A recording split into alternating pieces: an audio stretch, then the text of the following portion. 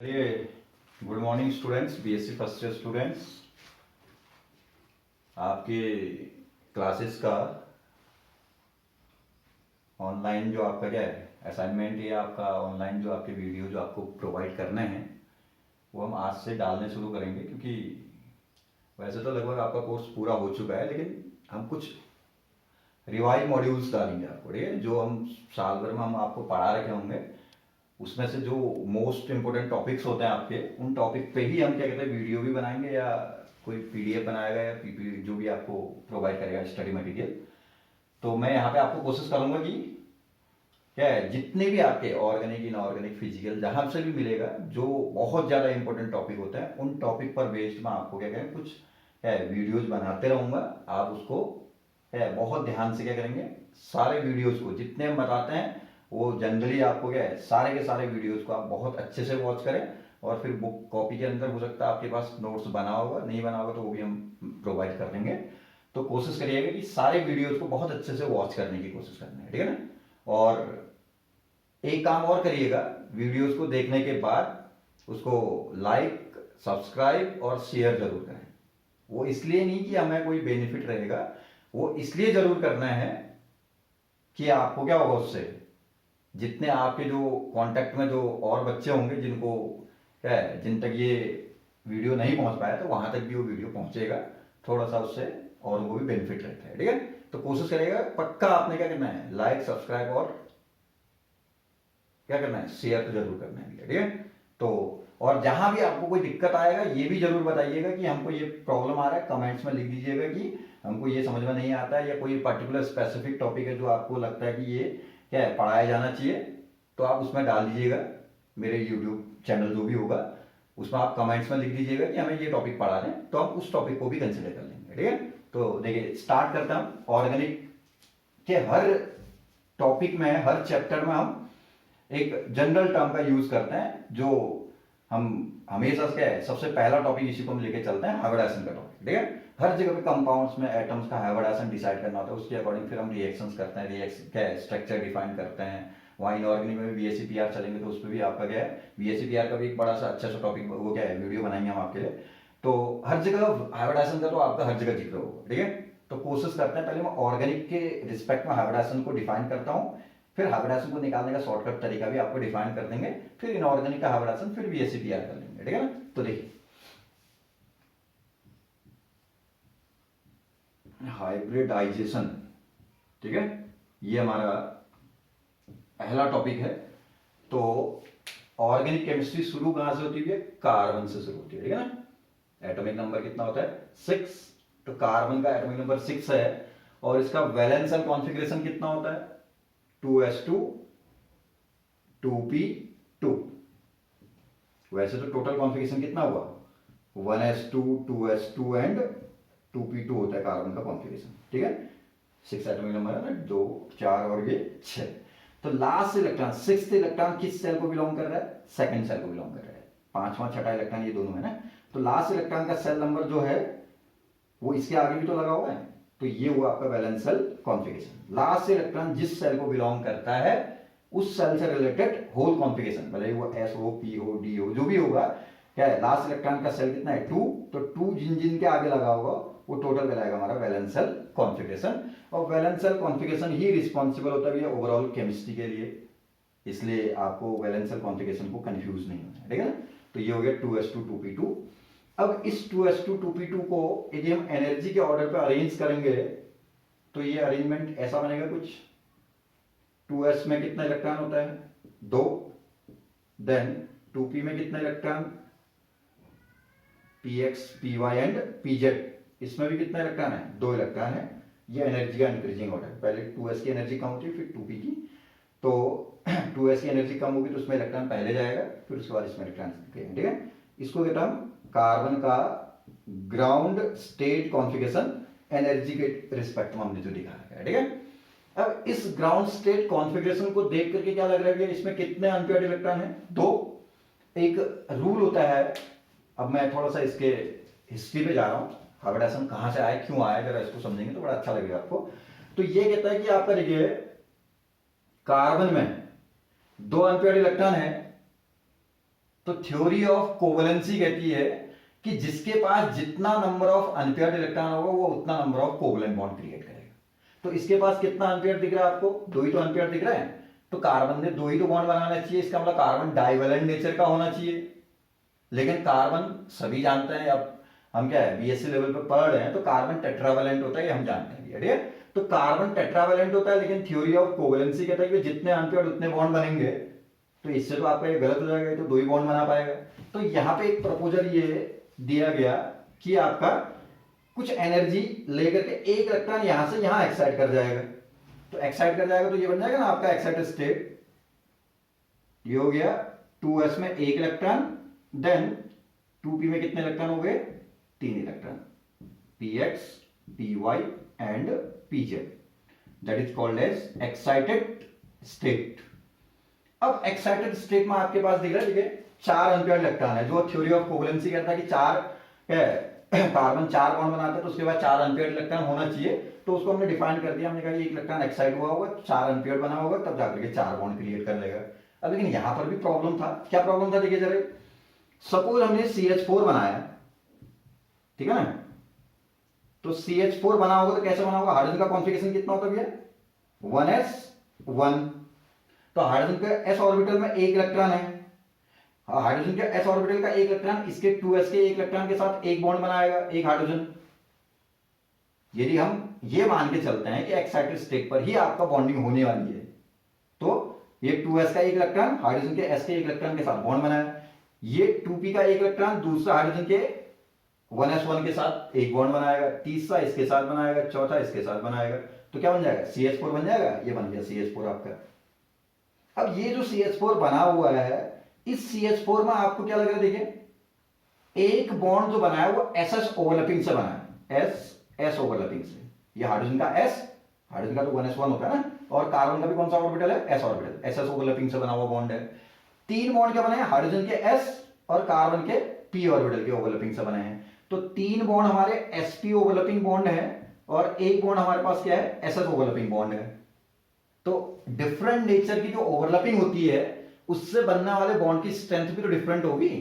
तो इसका मतलब 4 में से एक बॉन्ड को ब्रेक करने के लिए जो डिसोसिएशन एनर्जी रिक्वायर्ड होना चाहिए, वो आपका कुछ डिफरेंट होना चाहिए। 3 का क्या होना चाहिए? आइडेंटिकल होना चाहिए। 3 आइडेंटिकल डिसोसिएशन वाले होने चाहिए, एक डिफरेंट डिसोसिएशन वाला होना चाहिए। लेकिन एक्सपेरिमेंटली ये देखा गया कि 4 के 4 बॉन्ड में CH4 में आपका जो बॉन्ड डिसोसिएशन एनर्जी था वो आइडेंटिकल पाया गया। ठीक है, तो ये प्रूफ करता है कि ये एक्साइटेड स्टेट पे बॉन्डिंग नहीं हुआ होगा। क्यों नहीं हुआ होगा? यदि एक्साइटेड स्टेट पे बॉन्डिंग होता तो एक बॉन्ड SS ओवरलैपिंग बॉन्ड है, 3 बॉन्ड sp ओवरलैपिंग बॉन्ड है, तो 3 बॉन्ड का नेचर सेम होना चाहिए, या उनका डिसोसिएशन एनर्जी सेम होना चाहिए, एक बॉन्ड का डिसोसिएशन एनर्जी डिफरेंट होना चाहिए, जो कि आपका हम एक्सपेक्ट कर रहे हैं, लेकिन ऐसा पाया नहीं गया। एक्सपेरिमेंटली पाया गया किसी भी बॉन्ड को ब्रेक करें तो आपका identical amount of energy required था। ठीक है, तो ये प्रूफ करता है कि एक्साइटेड स्टेट पे बॉन्डिंग नहीं होगा। ठीक है, तब जाकर के आपका यहां से ओरिजिन हुआ भैया कंसेप्ट ऑफ हाइब्रिडेशन का। ठीक है, अब देखिए कंसेप्ट ऑफ हाइब्रिडेशन क्या कहता है कि यदि मैं इस एक्साइटेड स्टेट पे इन चारों ऑर्बिटल्स को आपस में क्या कर दूं? मिक्सिंग कर दूं। तो 4 ऑर्बिटल को मिक्स करेंगे तो 4 नए ऑर्बिटल क्रिएट होंगे। ये 4 ऑर्बिटल मिक्स किए तो 4 नए ऑर्बिटल बनेंगे। अब नए जो 4 ऑर्बिटल बने होंगे वो क्या होंगे भैया? आपका वो 4 के 4 नए बने हुए ऑर्बिटल क्या होंगे? s orbital and p orbital के क्या है? करैक्टर को कंटेनिंग होंगे। देखिए कैसे? अब ये मानो ना एक s था, क्योंकि आप किसी को मिक्स करेंगे तो उनके करैक्टर भी तो मिक्स होंगे ना आपस में। तो यहाँ एक s है, मतलब प्योर s है, तो 100% हमारे पास s करैक्टर था।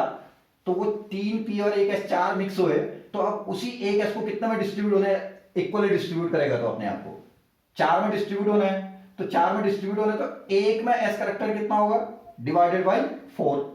तो ईच में आपका ये इलेक्ट्रॉन तो कितना होगा? यूनिफॉर्म डिस्ट्रीब्यूशन करना है इलेक्ट्रॉन का, 1 2 3 4 था। तो ये बन गए 4 हाइब्रिड ऑर्बिटल्स। ठीक है, और इनको हमने क्या नाम दिया भैया? इनको हम नाम देते हैं 4sp3 हाइब्रिड ऑर्बिटल। क्यों sp3 हाइब्रिड? क्यों? एक s और 3p के मिक्स करने से बने हुए हैं। तो अब कोई s नहीं होगा, कोई p नहीं है, सबका अपना इंडिविजुअल नेचर खत्म हो गया। और नया करेक्टर क्रिएट हो गया, उसी को हम क्या कहते हैं, हाइब्रिड करेक्टर या हाइब्रिड ऑर्बिटल्स कहेंगे, ठीक है। तो एक s 3p के मिक्स करने से बने, तो ये भी sp3 है, ये भी sp3 है, ये भी sp3 है, ये भी sp3, सभी आइडेंटिकल। तो ईच में s करेक्टर कितना जाएगा, एक s था, मतलब 100% s था, तो 4 में डिस्ट्रीब्यूट होगा तो एक में कितना जाएगा, अपॉन 4 25%। p कितना है हमारे पास, 3 है, तो मान लो 300% आपके पास प्योर की p करेक्टर था, तो ईच में कितना जाएगा, डिवाइडेड बाय 4 करोगे तो ईच में कितना होगा, 75%। तो ईच में आपका 75% s sorry p and 25% s character. तो ईच जो बना हुआ नया हाइब्रिड ऑर्बिटल वो भी 100 है, लेकिन उसमें क्या है, मिक्स करेक्टर है, उसमें s करेक्टर भी है और उसमें p करेक्टर भी साथ साथ प्रेजेंट है, ठीक है। तो ऐसे ऑर्बिटल्स को हम क्या कहते हैं, हाइब्रिड ऑर्बिटल्स कहते हैं। और ये जो फिनोमिना है एटॉमिक ऑर्बिटल्स को आपस में मिक्स करके नए हाइब्रिड ऑर्बिटल बनाने का जो फिनोमिना है, that is called as hybridization phenomena, ठीक है। तो हाइब्रिडेशन का छोटा सा डेफिनेशन भी है कि phenomena of mixing the atomic orbitals is known as hybrid orbital. Atomic orbital को मिक्स करेंगे तो मिक्स करने का फिनोमिना हाइब्रिडेशन कहलाता है, और जो मिक्स करने के बाद जो नए ऑर्बिटल क्रिएट हो रखे हैं, these are named as hybrid orbitals. अब देखिए, अब ये उस एक्सपेरिमेंटल कंडीशन को फुलफिल कर लेगा। अब ये देखिए, ये sp3 हाइब्रिड ऑर्बिटल है, ये भी sp3 है, ये भी sp3 है, ये भी, सब में s और p का कैरेक्टर रेशियो क्या है, सेम है। तो अब ये आपका हाइड्रोजन के s के साथ बॉन्ड बनाएगा, तो ये भी बनाएगा, ये भी बनाएगा, ये भी बनाएगा, तो सारे बॉन्ड कैसे हैं। अब पहले तो हमारे पास इस टाइप पे दिख रहे थे, एक ss और 3 sp। अब हमारे पास 4 के 4 बॉन्ड क्या दिख रहे हैं, s sp3 ओवरलैपिंग से दिख रहे हैं बॉन्ड, सारे ओवरलैपिंग सेम है, तो सारे बॉन्ड का डिस्ट्रीब्यूशन एनर्जी भी क्या हो जाएगा, सेम हो जाएगा। तो अपने आप में जो 4 बॉन्ड का डिस्ट्रीब्यूशन एनर्जी आइडेंटिकल था वो यहां से प्रूफ हो जाएगा आपका, ठीक है। तो ये आप थोड़ा सा समझिएगा हाइब्रिडेशन क्यों लेना पड़ा। पहले हमने कहा कि कार्बन में 2s2 2p2 valence configuration, energy के ऑर्डर पर लिखा है, s की एनर्जी कम नीचे, 2p ऊपर। फिर हमने इलेक्ट्रॉन का एक्साइटेशन किया, तो ये एक्साइटेड स्टेट बना। एक्साइटेड स्टेट पर हमने यदि बॉन्डिंग करते हैं तो आपका 3 बॉन्ड आइडेंटिकल, 1 बॉन्ड डिफरेंट बनना चाहिए। सपोज आप CH4 बनाते हैं तो, ठीक है, क्योंकि CH4 में चारों हाइड्रोजन है, तो हाइड्रोजन का S, ये S, SS, ये sp, sp, sp, मतलब हाइड्रोजन का S, इनका p, ठीक है। तो 3 बॉन्ड सेम, 1 बॉन्ड डिफरेंट होना चाहिए, लेकिन क्या है, सारे बॉन्ड का डिस्ट्रीब्यूशन करने पर सबके लिए रिक्वायर्ड एनर्जी का पाया गया सेम, जो ये प्रूफ करता है कि एक्साइटेड स्टेट में बॉन्डिंग नहीं होती है। तब हमने एटॉमिक ऑर्बिटल्स को मिक्स करके नए ऑर्बिटल क्रिएट किए, जो कि आपका क्या है, आइडेंटिकल है, सब में s और p का रेशियो बिल्कुल सेम था। कैसे निकालते रेशियो में बताना, एक s था तो 4 में डिस्ट्रीब्यूट होना, तो 100% s, मतलब प्योर s करेक्टर था 100%, तो 4 में डिस्ट्रीब्यूट होना, तो एक में कितना होगा, अपॉन 4, तो 25, और p 3 थे 300, तो एक में कितना होगा, अपॉन 4 करेंगे तो 75। तो आपका नया बनने वाला हाइब्रिड भी अपने आप में 100 होगा, लेकिन मिक्स करेक्टर होगा उसके अंदर, ठीक है। दैट क्या है, ऑर्बिटल विच कंटेनिंग क्या है, mix character of s and p orbitals. कहीं पे d भी हो सकता है आगे जाकर के, जब हाइब्रिडेशन बढ़ेंगे तो आपका जिसमें एक से अधिक टाइप के ऑर्बिटल का मिक्स करेक्टर होता है, तो उनको हाइब्रिड ऑर्बिटल्स कहते हैं। और ये मिक्सिंग करने का phenomena that is called as hybridization. ये हाइब्रिड स्टेट बन जाएगा, कोई ये एक्साइटेड स्टेट था ना, तो यहां से करेंगे आपका ये हाइब्रिड स्टेट बन गया, ठीक है। अब यही हाइब्रिडेशन अब हम डिफाइन करेंगे, इंडिविजुअल के रिस्पेक्ट में जाते हैं। तो देखिए, हाइब्रिडेशन आपके ऑर्गेनिक के अंदर जब हम चलते हैं, हम फिलहाल इनऑर्गेनिक का हम ज्यादा जिक्र नहीं कर रहे हैं, इनऑर्गेनिक का हम बाद में आएंगे, जब मैंने कहा ACPR डिफाइन करूंगा। तो फिलहाल ऑर्गेनिक में तो आप पहले क्या है, ये चीजें आपको समझना है। तो आपसे पूछता है कोई हाइब्रिडेशन क्या है, तो phenomena of mixing the atomic orbital. ये पिक्चर तो आप पूरा दिखाएंगे, लेकिन लिखना केवल उतना ही है, एटॉमिक ऑर्बिटल, ये तो सब क्या है, इसकी हिस्ट्री है ना। तो आप लिखेंगे केवल इतना कि phenomena of mixing the atomic orbital is known as hybridization, and new orbitals which are obtained after the mixing will be called as hybrid orbitals। ठीक हो गया ना इतना तक। अब यहां से कुछ रूल्स भी कह सकते हैं या कंडीशंस भी कह सकते हैं हाइब्रिडेशन से रिलेटेड, ठीक है। इन रूल्स या कंडीशंस को आप जरा ध्यान दीजिएगा, ठीक है। ये कहता है number of hybrid orbital formed, ठीक है, कितना हाइब्रिड ऑर्बिटल बनेंगे वो इक्वल टू कितने होगा, number of mixing AO, AO means atomic orbitals, ठीक है। बनने वाले हाइब्रिड ऑर्बिटल का नंबर हमेशा किसके इक्वल होगा, मिक्स होने वाले नंबर ऑफ एटॉमिक ऑर्बिटल, जैसे यहाँ 4 मिक्स हुए तो 4 हाइब्रिड बनेंगे, ठीक है ना, ये पहली कंडीशन हो गई। दूसरा ये कहता है hybrid orbital will be responsible for sigma bond formation. अब कहीं पे ऐसा भी हो सकता है ना, ये चलिए मैंने ये तो sp3 दिखाया आपको ना, सपोज एक s 2p मिक्स करते तो 3 मिक्स करते तो 3 बनते ये। अब इन दोनों क्या है, जो नए बनेंगे उसका लेवल क्या होगा, इन दोनों के बीच में होगा, क्योंकि एनर्जी का भी रीडिस्ट्रीब्यूशन होगा, तो इनकी एनर्जी कम होगी, इसकी ज्यादा होगी, तो आपका क्या है, आपका एनर्जी क्या हो जाएगी, इन दोनों के लेवल के बीच में आएगी। ये दिख रहा है ना, s का लेवल p का लेवल दिख रहा है, इसके बीच वाले लेवल में लिखा रखा है। तो यदि हम एक s 2p मिक्स करते हैं तो 3 मिक्स करते तो 3 आते बीच के लेवल पे, एक अपनी जगह पे ही बने रह जाता है, उसको कहता है अनहाइब्रिड ऑर्बिटल। जो मिक्सिंग में नहीं जाता उसको कहता है अनहाइब्रिड ऑर्बिटल, ठीक है। तो ये कहता है कि जो हाइब्रिड ऑर्बिटल होते हैं वो सिग्मा बॉन्ड बनाने के लिए रिस्पॉन्सिबल होंगे। जैसे कहीं पे कार्बन का हाइब्रिडेशन sp3 है, तो कार्बन कितने सिग्मा बॉन्ड बना सकता है, 4 सिग्मा बना सकता है, क्योंकि 4 हाइब्रिड ऑर्बिटल है हमारे पास यहाँ पे, ठीक है। और जो अनहाइब्रिड ऑर्बिटल्स होंगे, unhybrid orbitals, these may be responsible for pi bond formation, ठीक है। जैसे sp2 हाइब्रिडेशन होता तो एक s2p मिक्स होता है हमारे, तो एक अनहाइब्रिड बचता, तो sp2 हाइब्रिडेशन में एक पाई बॉन्ड बन सकता है, 3 सिग्मा बॉन्ड बन सकते हैं, क्योंकि 3 मिक्स होंगे तो 3 सिग्मा बनेंगे, एक अनहाइब्रिड रहेगा तो एक पाई बॉन्ड बन सकता है। ऐसे में sp हाइब्रिडेशन करता तो एक s और एक p को मिक्स करता, उसमें केवल 2 मिक्स करता तो 2 ही हाइब्रिड बनते, तो कार्बन उसमें 2 ही सिग्मा बनाता, 2 ऊपर ही बच जाते हैं हमारे पास अनहाइब्रिड, तो 2 पाई बनाते हैं। तो वहां पे आपका क्या होता है, 2 पाई 2 सिग्मा, बॉन्ड तो 4 ही बनेंगे लेकिन 2 पाई 2 सिग्मा हो जाएंगे उस केस में, ठीक है। तो ये वाली कंडीशन जरा ध्यान से देखिएगा, जो हाइब्रिडेशन या मिक्सिंग फिनोमेना से बनने वाले जो हाइब्रिड ऑर्बिटल होते हैं वो सिग्मा बॉन्ड बनाने के लिए रिस्पॉन्सिबल होते हैं, और जो अनहाइब्रिड ऑर्बिटल्स रहते हैं वो आपके क्या होता है, पाई बॉन्ड बनाने के लिए क्या होता है, रिस्पॉन्सिबल रहेगा, ठीक है। देन थर्ड पॉइंट ये कहता है किसी भी पर्टिकुलर टाइप के हाइब्रिडेशन, चलिए किसी भी पर्टिकुलर टाइप के हाइब्रिडेशन में आपका जो हाइब्रिड ऑर्बिटल्स हैं उनके बीच का एक फिक्स एंगल होता है आपका, ठीक है। जैसे आपका सपोज आपने sp3 हाइब्रिडेशन किया ना, तो sp3 हाइब्रिडेशन किया, तो sp3 हाइब्रिडेशन में कार्बन पर ये हाइब्रिड ऑर्बिटल होता है, ऐसे दिखाते हैं, एक लोग बड़ा दिखाते हैं, एक लोग छोटा सा दिखाते हैं। तो ये हो गया, 2 sp3 हाइब्रिड ऑर्बिटल होंगे वो 109.5 डिग्री के एंगल पे होंगे, sp3 में है, ये एक हाइब्रिड है, ये दूसरा हाइब्रिड है, किसी भी दो के बीच का एंगल कितना, 109.5। बाई चांस sp2 होगा तो एक sp2 ये हो गया, दूसरा ये sp2 में एक s 2p मिक्स हो रहा है, 3 मिक्स हो रहा है, तो 3 बनना ना उसमें, तो किसी भी दो के बीच का एंगल 120 डिग्री होगा। तीसरा जैसे ये हो जाएगा तो आपका 120 ये भी हो जाएंगे ना, फिलहाल 2 दिखा दो। और sp हाइब्रिडेशन होगा तो उसमें sp हाइब्रिडेशन में एक हाइब्रिड ये हो गया, दूसरा हाइब्रिड ये हो गया, तो उनके बीच का एंगल कितना होगा, 180 डिग्री का होता है, ठीक है। तो ये ध्यान रखिएगा कि आपका किसी भी पर्टिकुलर टाइप के हाइब्रिडेशन में किसी भी दो हाइब्रिड ऑर्बिटल के बीच का एंगल किस पे डिपेंड करेगा, आपका हाइब्रिडेशन पे डिपेंड करेगा। sp3 है तो 109.5, sp2 है तो 120, sp है तो 180 डिग्री का एंगल रहेगा आपका, इतना, ठीक है ना। देन अगला पॉइंट ये कहता है कि आपका किसी भी मॉलिक्यूल, ये तो बॉन्ड एंगल से रिलेटेड हो गया, सॉरी ये angle between the hybrid orbital. Then चौथा पॉइंट ये कहता है किसी भी मॉलिक्यूल की जो ज्योमेट्री होगी, किसी भी मॉलिक्यूल की ज्योमेट्री उस मॉलिक्यूल के सेंट्रल एटम के हाइब्रिडेशन पे डिपेंड करेगा। कैसे, मैं इस पॉइंट को जरा डीपली जा रहा हूं, जरा ध्यान देना है, इससे आपको स्ट्रक्चर डिफाइन करने में थोड़ा सा हेल्प होती है। तो पहला पॉइंट समझ में आया ना, जितने number of atomic orbital mix होंगे उतने ही हाइब्रिड बनेंगे, ठीक है। जैसे 4 मिक्स किए तो 4 हाइब्रिड बने थे, एक s2p मिक्स करूंगा तो 3 हाइब्रिड बनेंगे, एक अनहाइब्रिड रह जाएगा, ठीक है। फिर दूसरा पॉइंट कहता है हाइब्रिड जो बने होंगे वो सिग्मा बनाने के लिए रिस्पॉन्सिबल, अनहाइब्रिड जो होते हैं वो पाई बनाने के लिए रिस्पॉन्सिबल।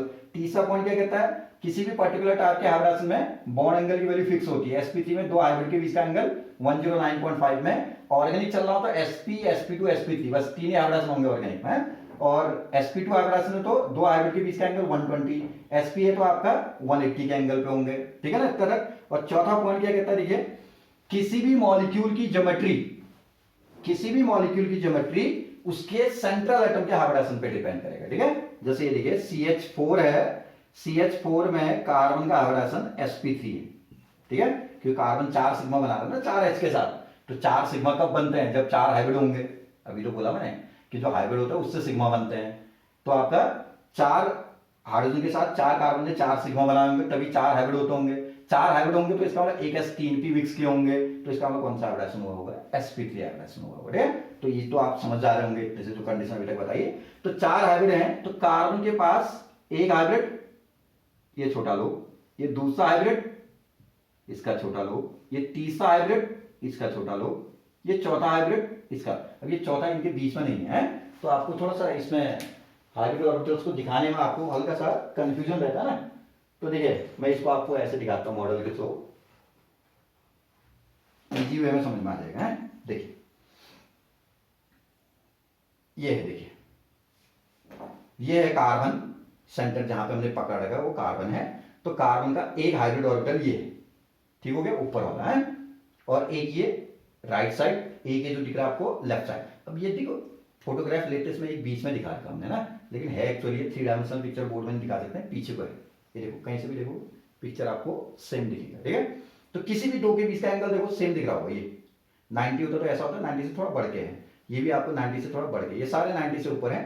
तो किसी भी दो sp3 के बीच का एंगल कितना है, 109.5। तो ये कैसा ज्योमेट्री बनता है, टेट्राहेड्रल ज्योमेट्री कहते हैं। कहने का मतलब कार्बन के 4 sp3 हाइब्रिड ऑर्बिटल हैं, तो एक ये है, एक ये है, एक ये है, एक ये है। तो 4 हाइब्रिड ऑर्बिटल किस फैशन पे हैं, इस फैशन को कहते हैं टेट्राहेड्रल फैशन। तो टेट्राहेड्रल फैशन पे हैं, तो इन्होंने किन के साथ बॉन्ड बनाना है, 4 हाइड्रोजन के साथ। हाइड्रोजन का कौन सा ऑर्बिटल होता है, s। तो हाइड्रोजन का s ऑर्बिटल आएगा, तो देखो हाइड्रोजन का s ऑर्बिटल इसके साथ हेड टू हेड ओवरलैपिंग करेगा ऐसे। यहाँ पे हाइड्रोजन के s में एक, चारों हाइब्रिड में एक एक इलेक्ट्रॉन है ना, सारे हाइब्रिड में एक एक इलेक्ट्रॉन था, इसमें भी एक इलेक्ट्रॉन था, हाइड्रोजन के s में भी एक इलेक्ट्रॉन, तो एक एक का बॉन्ड बन गया है। और वैसे भी अभी रूल क्या कह रहा था, जो हाइब्रिड बने होंगे, हाइब्रिड कौन सा बॉन्ड बनाएंगे, सिग्मा। सिग्मा किससे बनते हैं, हेड टू हेड ओवरलैपिंग से। तो हाइड्रोजन का s इस sp3 के साथ हेड टू हेड ओवरलैपिंग करेगा, तो दूसरा हाइड्रोजन का s क्या करेगा, इसके साथ करेगा, तीसरा हाइड्रोजन का s इसके साथ, चौथा इसके साथ। तो ये जो ज्योमेट्री है ये टेट्राहेड्रल फैशन का था ना मैंने, तो इनको मिलाने पर ये जो ज्योमेट्री बनेगी ये भी कैसी रहेगी, टेट्राहेड्रल रहेगी। ठीक है, तब हमने कहा कि मॉलिक्यूल की ज्योमेट्री उसके सेंट्रल एटम के हाइब्रिडेशन पे डिपेंड करेगा, क्योंकि मॉलिक्यूल के सेंट्रल एटम के जो हाइब्रिडेशन होगा उससे पता चलेगा हाइब्रिड ऑर्बिटल किस डायरेक्शन पे है, तो उन्हीं डायरेक्शन पे सिग्मा बॉन्ड बनेंगे। सिग्मा बॉन्ड इससे जो ज्योमेट्री बनेगा ना आपका, इससे यहाँ पे कैसी ज्योमेट्री बन जाएगी, टेट्राहेड्रल ज्योमेट्री बन जाएगा। ठीक है, ऐसे देखिए बाई चांस आपका हाइब्रिडेशन कैसा होता, मान लिया कहीं पे मॉलिक्यूल में सेंट्रल एटम का हाइब्रिडेशन sp2 होता, सेंट्रल एटम का हाइब्रिडेशन कैसा, sp2। तो sp2 में एक s 2p मिक्स हो रखे हैं, तो 3 मिक्स हो तो 3 हाइब्रिड बनते हैं। तो तीनों हाइब्रिड कितने के एंगल पे होते हैं, थोड़ी देर पहले बताया मैंने, 120 के एंगल पे। तो ये हो गया दूसरा, ये हो गया तीसरा। तीनों में एक एक इलेक्ट्रॉन होता नहीं होता, ये अनहाइब्रिड से ज्योमेट्री नहीं होती है। sp2 में एक s 2p मिक्स हो गए, 3 हाइब्रिड बनेंगे, अनहाइब्रिड ऊपर ही रहेगा, उससे ज्योमेट्री नहीं बनेगा, उससे पाई बॉन्ड बनता है, तो पाई बॉन्ड ज्योमेट्री नहीं डिसाइड करता। ठीक है, तो 3 हाइब्रिड ट्राइगोनल फैशन पे है, एक ही प्लेन में है, ठीक है ना, एक ही प्लेन में है, ट्राइगोनल फैशन पे है। तो 3 सिग्मा बॉन्ड बन जाएंगे आपका। एक मान लिया कोई भी हाइड्रोजन का s जरूरी नहीं है, कोई भी ऑर्बिटल आया, एक सिग्मा इधर को बना लेगा, दूसरा यहां से, क्योंकि सिग्मा बनाने के लिए सामने से आना पड़ेगा हेड टू हेड डेवलप करने के लिए, तीसरा यहां से आएगा, तो एक सिग्मा यहां को बनेगा, एक सिग्मा यहां को बनेगा, एक सिग्मा इधर को बनेगा। तो ओवरऑल ज्योमेट्री कैसी बन जाएगी, ट्राइगोनल, एक ही प्लेन में है इसलिए प्लेनर। ठीक हो गया ना, इतना ये 3 डायमेंशनल स्ट्रक्चर होता है टेट्राहेड्रल, तो ये तो प्लेनर हो गया। ठीक है ना, ये बोर्ड में भी दिखा सकता है उसको, ऐसे दिखा दो, देखो ये है ना, बिल्कुल ये बोर्ड में जैसे दिखा रखा मैंने, ये है ना, ये देखिए बीच में कार्बन, एक sp2 एक sp2 एक sp2, देखो सबके बीच में एंगल 120 के होंगे।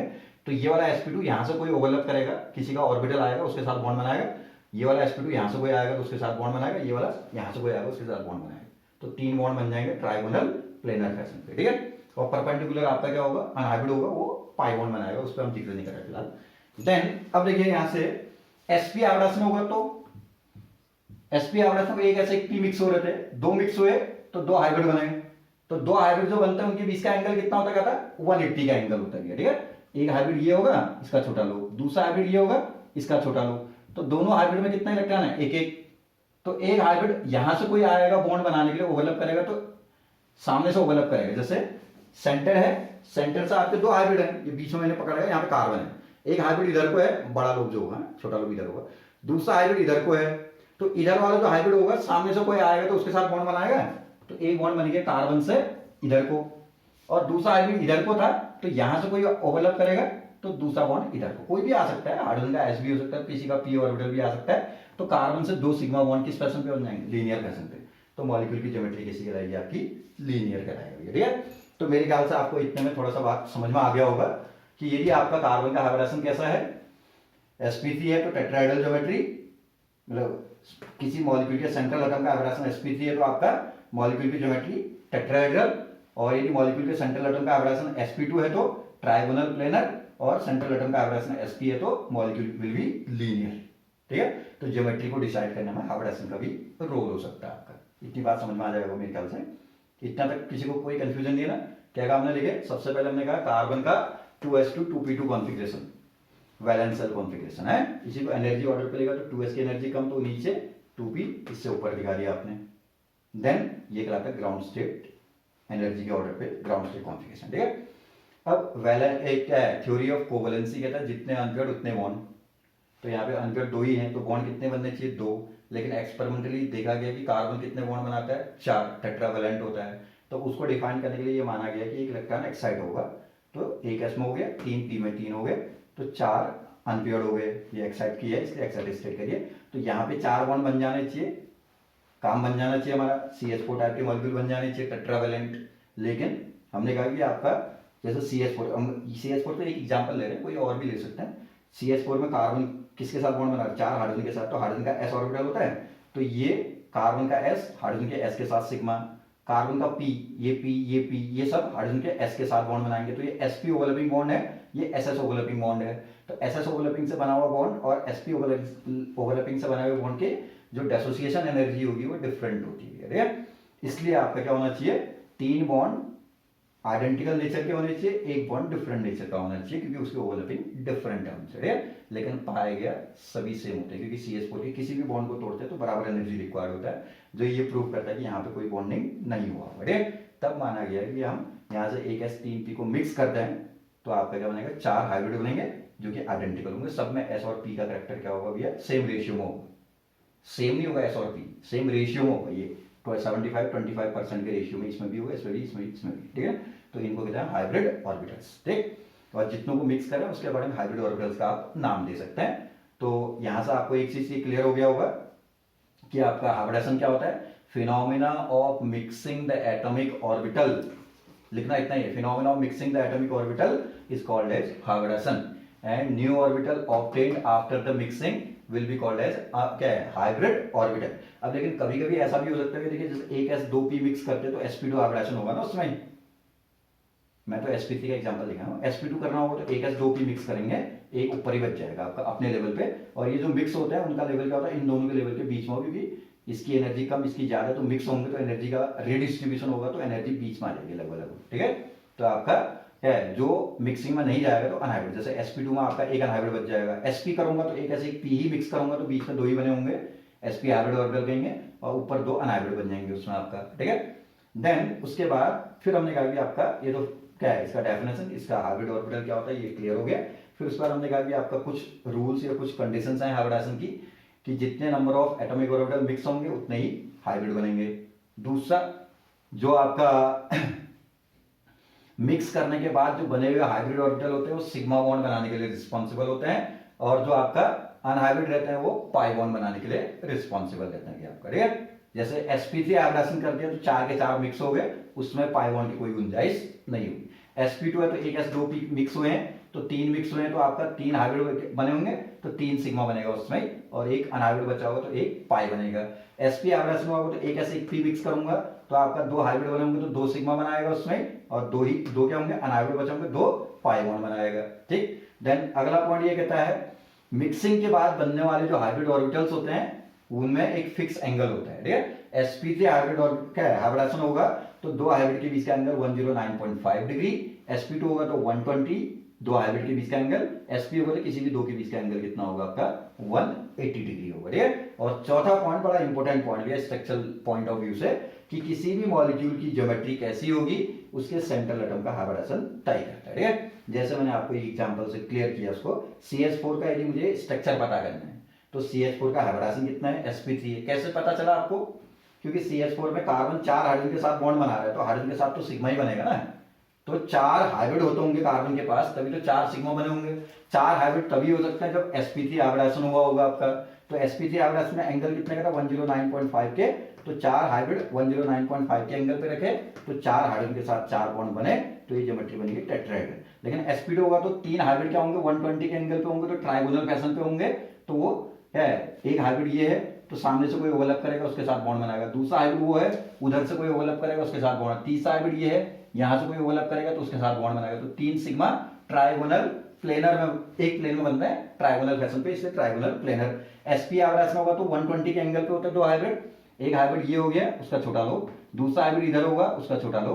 तो एक हाइब्रिड जो इधर को है, यहां से कोई और एटम का ऑर्बिटल आएगा उसके साथ ओवरलैप करेगा, तो कार्बन से एक सिग्मा इधर को बन जाएगा जो दिखा रखा है। एक हाइब्रिड उधर को है तो वहां से कोई ओवरलैप करेगा, क्योंकि सिग्मा बनाने के लिए हेड टू हेड ओवरलैपिंग होना है, तो दूसरा सिग्मा ये बन जाएगा। तो बन जाएगी ज्योमेट्री कैसी, लीनियर। पाई से ज्योमेट्री डिसाइड नहीं होता है, इस चीज को अपने दिमाग में बैठाइए। पाई का जिक्र कहाँ होगा, कैसे होगा, उसको हम अगले कहीं नेक्स्ट वीडियोज में आपको डिफाइन करेंगे। फिलहाल आपको मेरे ख्याल से हाइब्रिडाइजेशन का ये कुछ क्या है, जनरल आपका क्या है जो लेक्चर है, वीडियो है, ये आपको समझ में आया होगा। और अगले वीडियो में मैं आपको थोड़ा सा पहले हाइब्रिडाइजेशन कैसे निकाला जाता है ये बताऊंगा। फिर उसके बाद एक बहुत इंपॉर्टेंट टॉपिक और जो हमारा आगे स्टार्ट होगा, अब उसको मैं डिफाइन करूंगा। लेकिन मैं बता रहा हूं कि आपको बस वीडियोस को देखे जाने हैं। आपने पहले पढ़ रखा होगा तो भी अच्छा रिवाइज होगा, नहीं पढ़ रखा तो भी आपको बात समझ में आ जाएगी, कहीं कोई दिक्कत नहीं आएगी, ठीक है ना। और कोशिश करें, जो मैंने कह दिया, मैक्सिमम बच्चों को ग्रुप में भी ऐड करें, और मैक्सिमम क्या है लोगों को शेयर करें, उसको सब्सक्राइब जरूर करना है, लाइक जरूर करना है उसको, ठीक है, ताकि और बच्चों तक भी वो इन्फॉर्मेशन जाएगी, तो सभी को बेनिफिट हो पाएगा, ठीक है ना। Thank you.